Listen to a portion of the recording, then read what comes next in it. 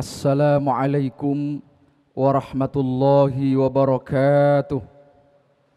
Innal hamdalillah nahmaduhu wa nasta'inuhu wa nastaghfiruhu wa natubu ilaihi wa na'udzu billahi min syururi anfusina wa min sayyiati a'malina. May yahdihillahu fala mudhillalah wa may yudlil fala hadiyalah. أشهد أن لا إله إلا الله وحده لا شريك له وأشهد أن سيدنا ونبينا محمدا عبده ورسوله لا نبي بعده. اللهم صل وسلم وبارك على سيدنا محمد وعلى آله وأصحابه وسلم تسليما كثيرا. فيا عباد الله usikum wa iyaya bitaqwallah wa ta'atihi la'allakum tuflihun. Wa qala Allah ta'ala fi kitabihil karim, a'udzu billahi minasy syaithanir rajim, ya ayyuhalladzina amanu taqullaha haqqa tuqatih wa la tamutunna illa wa antum muslimun. Walau anna ahlal qura amanu wattaqau lafatahna alaihim barakatim minas samai wal ard walakin kadzabu fa akhadnahum bima kanu yaksibun. Shadaqallahul azim. Amma ba'du. Bapak-bapak, saudara-saudara kaum muslimin, peserta acara khutbah Jum'ah yang dimuliakan Allah Subhanahu wa ta'ala, marilah kita sama-sama berupaya semaksimal mungkin untuk selalu meningkatkan kualitas ketakwaan kita kepada Allah Subhanahu wa ta'ala. Dengan pengertian kita berupaya untuk selalu melaksanakan perintah-perintah Allah, sekaligus berupaya semaksimal mungkin untuk senantiasa meninggalkan larangan-larangan Allah Subhanahu wa ta'ala. Hadirin sidang Jumat yang dimuliakan Allah Subhanahu wa ta'ala, pada kesempatan kali ini kami selaku khatib akan menyampaikan pesan-pesan agama dengan satu tema malu dalam perspektif hadis Rasulullah sallallahu alaihi wasallam.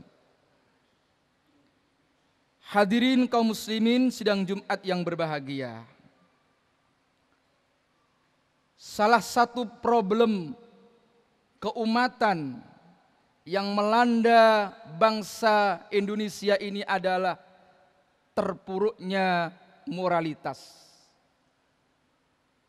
Bagian daripada moralitas adalah berkenaan dengan sifat malu para hadirin yang dimuliakan Allah. Malu yang salah satu sifat, ciri karakteristik bangsa kita mulai kendor, mulai hilang di dalam kehidupan masyarakat kita ini. Padahal hadirin yang dimuliakan Allah, malu itu adalah salah satu yang membedakan kita dengan binatang. Serigala tidak mempunyai rasa malu, maka serigala bisa jadi akan membantai, membunuh sekalipun kepada temannya sendiri. Kenapa? Karena serigala tidak mempunyai rasa malu. Manusia bisa jadi lebih sadis dari seekor serigala. Apabila sudah tidak lagi memiliki rasa malu, akan membantai kepada kawannya, baik membantai, membunuh secara fisik maupun membunuh secara non fisik. Bahkan bisa jadi manusia lebih sadis dari seekor serigala. Contoh lain para hadirin yang dimuliakan Allah Subhanahu wa ta'ala, kera adalah binatang, tidak mempunyai rasa malu, maka bisa jadi tangan kanannya masih memegang makanan, tangan kirinya menyerobot milik kawannya sendiri. Kenapa seperti itu? Karena binatang tidak mempunyai rasa malu. Manusia, para hadirin yang dimuliakan Allah Subhanahu wa taala, bisa jadi lebih rakus dari seekor kera. Akan menyerobot kanan kiri, mengambil hak orang lain, bahkan kadang-kadang mengambil hak orang lain, mengatasnamakan tindakan kemanusiaan. Pura-pura membantu kepada orang lain, sesungguhnya untuk kepentingan pribadinya. Kenapa demikian? Karena tidak mempunyai rasa malu kepada Allah Subhanahu wa taala.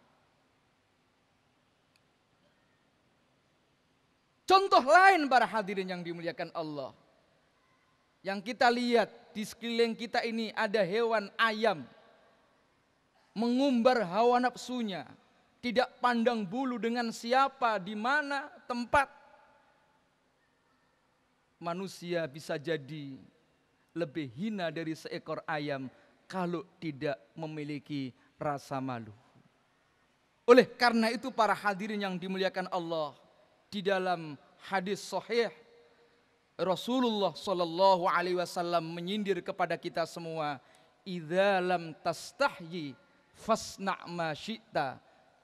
Manakala kalian sudah tidak memiliki rasa malu lagi, kata Rasulullah, fasna' ma syi'ta, terserah kalian mau berbuat apa saja. Apakah mau seperti serigala, apakah mau seperti kera, apakah mau seperti ayam, bahkan manusia dianggap lebih rendah dari seekor binatang. Itulah sindiran Nabi kita Muhammad sallallahu alaihi wasallam. Nah, para hadirin yang dimuliakan Allah Subhanahu wa taala, di dalam hadis yang diriwayatkan oleh Al-Imam At-Tirmidzi, di dalam kitab Sunan At-Tirmidzi, Rasulullah sallallahu alaihi wasallam memberikan nasihat moral berkaitan dengan malu. Nasihatnya begini, bapak-bapak, saudara-saudara, istahyu minallahi haqqal haya. Malulah kalian semua kepada Allah dengan malu yang sesungguhnya. Qalu, para sahabat menjawab, inna nastahyi ya Nabi Allah walhamdulillah. Alhamdulillah, wahai Nabi utusan Allah, rasa-rasanya para sahabat ini memiliki rasa malu kepada Allah Subhanahu wa taala. Qala, Rasulullah menjawab lagi, laisa dzalik, belum tentu. Walakin, tetapi, manistahya minallahi haqqal haya, barang siapa yang betul-betul mempunyai rasa malu kepada Allah, kata Nabi, pertama adalah falyahfadir ra'sa wa ma wa'a. Hendaknya mampu menjaga kepala dan apa yang tersimpan di dalamnya. Wal yahfadil batna wa ma hawa, dan hendaknya mampu menjaga perut dan apa yang ada di sekelilingnya, yaitu menjaga kemaluan kita ini. Yang nomor 3, waliyadhkuril mauta, hendaknya ingat akan kematian. Jadi orang yang betul-betul memiliki rasa malu, kata Rasulullah Sallallahu Alaihi Wasallam, paling tidak mempunyai 3 kriteria. Kriteria yang pertama adalah hendaknya mampu menjaga kepala dan apa yang tersimpan di dalamnya. Maksudnya apa ini, para hadirin yang dimuliakan Allah? Maksudnya adalah seseorang yang malu, betul-betul mempunyai rasa malu kepada Allah, mampu menjaga jangan sampai pikiran-pikiran yang kotor ini masuk ke dalam otak kita, yang ada dalam kepala kita ini, para hadirin. Kenapa? Pikiran yang kotor, pikiran yang negatif akan melahirkan perbuatan-perbuatan yang negatif. Atau sebaliknya, semua perbuatan yang tidak baik, para hadirin yang dimuliakan Allah, diawali dari pikiran-pikiran yang tidak baik. Bahkan dalam tinjauan psikologi, ketika seseorang ini terbiasa mempunyai pikiran yang tidak baik, punya pikiran yang negatif, lalu kemudian akan menganggap orang lain juga mempunyai pikiran yang negatif. Apa yang terjadi kalau kita ini mempunyai pikiran yang kotor, lalu menganggap orang lain juga punya pikiran yang kotor? Hanya dua pilihan yang mereka lakukan tiap hari. Kalau mereka sebagai politisi, dua pilihan. Bagaimana caranya membunuh karakter orang lain sebelum karakternya dibunuh oleh orang lain. Kenapa? Karena dia mempunyai pikiran kotor, menganggap orang lain sama punya pikiran yang kotor.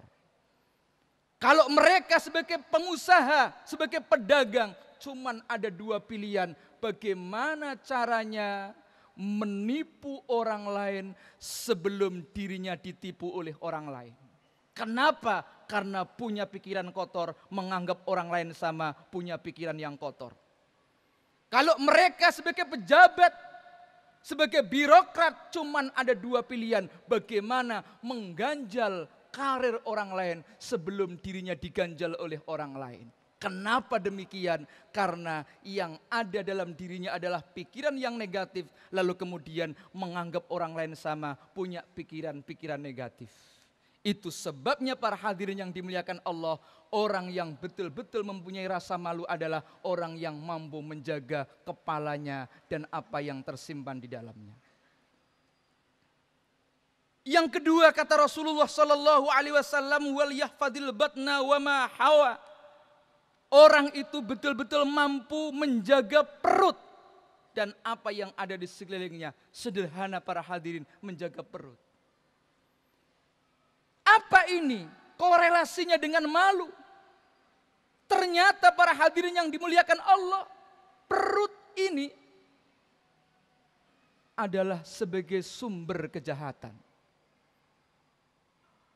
Seorang ulama besar, Al-Imam Abu Hamid Muhammad bin Muhammad Al-Ghazali, di dalam hasil riset beliau Imam Ghazali mengatakan, "Ya'lam anna man sya'a jami'il afati syahwatul batni." Ketahuilah saudara, sesungguhnya sumber dari semua bencana itu adalah syahwatul batni, syahwat perut para hadirin. Wa minha tatasya'abu syahwatal farji. Akibat terbiasa mengikuti syahwat perut, lalu kemudian bercabang, berkembang menjadi syahwat kemaluan. Jadi menurut Imam Ghazali, perut ini sumber dari segala kejahatan. Tidak sedikit orang ribut, baik di pasar maupun di kantor, gara-gara perut. Orang ribut di pasar, persoalan uang, ribut. Di kantor mereka tidak hanya ribut karena berbeda pendapat, tetapi yang sering ribut kita lihat karena perbedaan pendapatan, karena uang. Bukan karena perbedaan tantangan, tetapi yang sering ribut karena perbedaan tentengan yang mereka bawa ke rumah. Semua itu adalah urusan-urusan kaitannya dengan perut. Oleh karena itu para hadirin yang dimuliakan Allah, menjaga perut kita ini artinya sama saja kita betul-betul menerapkan sifat malu kepada Allah Subhanahu wa taala. Yang ketiga, orang yang betul-betul malu, kata Rasulullah sallallahu alaihi wasallam, waliyadhkuril mauta. Orang itu senantiasa ingat akan kematian. Apa ini hubungan dengan malu para hadirin yang dimuliakan Allah? Malu hubungannya dengan ingat kematian. Ternyata orang yang ingat mati adalah orang yang mempunyai pikiran yang sangat visioner. Yang dipikirkan tidak hanya 5, 10, 25 tahun yang akan datang. Tetapi bagaimana kehidupan kita kelak ketika kita sudah meninggalkan alam dunia ini. Sudah dipikirkan oleh kita semua. Tetapi pada era global, masyarakat perkotaan di Jakarta pada khususnya ini para hadirin yang dimuliakan Allah, prakteknya sulit untuk ingat kematian, yang ada lupa akan kematian. Tidak hanya sekedar lupa, bahkan benci akan kematian. Kenapa benci akan kematian? Salah satu faktornya dalam kajian tasawuf, karena orang itu mempunyai sifat hubbud dunia, mencintai dunia. Artinya dunia, baik itu jabatan, kekayaan, dijadikan tujuan di dalam kehidupan. Itu sebabnya Rasulullah Shallallahu Alaihi Wasallam pernah menyatakan, kelak umatku banyak yang terkena penyakit wahan. Wa qalu, bertanya para sahabat, wa mal wahnu ya Rasulullah, apa itu yang disebut penyakit wahan ya Rasulullah? Qala, Rasulullah menjawab, hubbud dunya wa karahiyatul mauti. Yang disebut dengan penyakit wahan itu adalah hubbud dunya, mencintai dunia, wa karahiyatul mauti, sementara benci akan kematian. Para hadirin yang dimuliakan Allah, penyakit wahan ini dalam pendekatan ilmu tasawuf ada beberapa tanda. Tanda yang pertama diawali dari penyakit tulul amal, panjang angan-angan. Ini adalah penyakit kita para hadirin. Tiap hari mengumpulkan kata seandainya, jikalau, manakala. Orang yang terkena penyakit tulul amal ini biasanya ditandai dengan senang melakukan sesuatu yang sifatnya spekulatif. Senang main untung-untungan. Bagaimana punya uang 2.000 bisa menjadi 2 juta. Itu sebabnya para pembisnis tahu betul penyakit bangsa kita ini, yaitu penyakit tulul amal. Tiap hari masuk ke SMS kita, ke HP kita, bunyi SMS. Suruh kirim 2.000 supaya mendapatkan hadiah 2 juta dan seterusnya dan seterusnya. Artinya apa? Mereka tahu betul penyakit utama bangsa kita ini senang untuk melakukan sesuatu yang sifatnya spekulatif. Kenapa spekulatif? Karena tulul amal, panjang angan-angan. Penyakit ini para hadirin yang dimuliakan Allah akan lebih dahsyat lagi menjadi penyakit hasad. Apa itu artinya? Manakala ada orang lain mendapatkan kekayaan, kita tidak pernah suka. Manakala ada orang lain mendapatkan jabatan, kekuasaan, kita enggak pernah suka, dan kita berupaya semaksimal mungkin kekayaan orang lain, jabatan orang lain itu hilang, syukur-syukur datang kepada kita. Penyakit hasad ini para hadirin yang dimuliakan Allah, tidak hanya sekedar membahayakan pribadinya, tetapi dampaknya sangat luas kepada masyarakat, kepada seluruh bangsa, apalagi yang terkena penyakit hasad itu adalah para pemimpin-pemimpin kita. Demikianlah khutbah yang bisa kami sampaikan. Barakallahu li wa lakum fil Qur'anil azim. Wa nafa'ani wa iyyakum bima fihi minal ayati wa dzikril hakim. Wa qur rabbighfir warham wa anta khairur rahimin. Alhamdulillah. Alhamdulillahilladzi arsala rasulahu bil huda wa dinil haqq liyudhhirahu 'alad dini kullihi wa kafa billahi syahida. Ashhadu an la ilaha illallah wahdahu la syarika lah wa ashhadu anna sayyidana wa nabiyyana Muhammadan abduhu wa rasuluh. Allahumma salli wa sallim wa barik ala sayyidina Muhammadin wa ala alihi wa ashabihi وسلم تسليما كثيرا فيا أيها المسلمون الكرام اتقوا الله ما استطعتم فقد فاز المتقون واعلموا أن الله سن على نبي قديما فقال تعالى إن الله وملائكته يصلون على النبي يا أيها الذين آمنوا صلوا عليه وسلموا تسليما اللهم صل على سيدنا محمد سيد الأولين والآخرين وعلى آله وأصحابه وعلى 4 الخلفاء الراشدين ساداتنا أبي بكر وعمر وعثمان وعلي رضي الله عنهم وعلى التابعين والتابع التابعين ومن تبعهم بإحسان إلى يوم الدين وارضى معهم برحمتك يا أرحم الراحمين اللهم اغفر للمسلمين والمسلمات والمؤمنين والمؤمنات الأحياء منهم والأموات. اللهم اجعل جمعنا هذا جمعا مرحوما وتفرقنا من بعده تفرقا معصوما. اللهم لا تدع لنا في مجلسنا هذا ذنبا إلا غفرته ولا عيبا إلا سترته ولا هما إلا فرجته ولا مريضا إلا شفيته ولا حاجة من حوائج الدنيا والآخرة إلا قضيتها يا أرحم الراحمين. ربنا آتنا في الدنيا حسنة وفي الآخرة حسنة وقنا عذاب النار والحمد لله رب العالمين. عباد الله إن الله يأمر بالعدل والإحسان وإيتاء ذي القربى وينهى عن الفحشاء والمنكر والبغي يعظكم لعلكم تذكرون ولذكر الله أكبر وأقم الصلاة.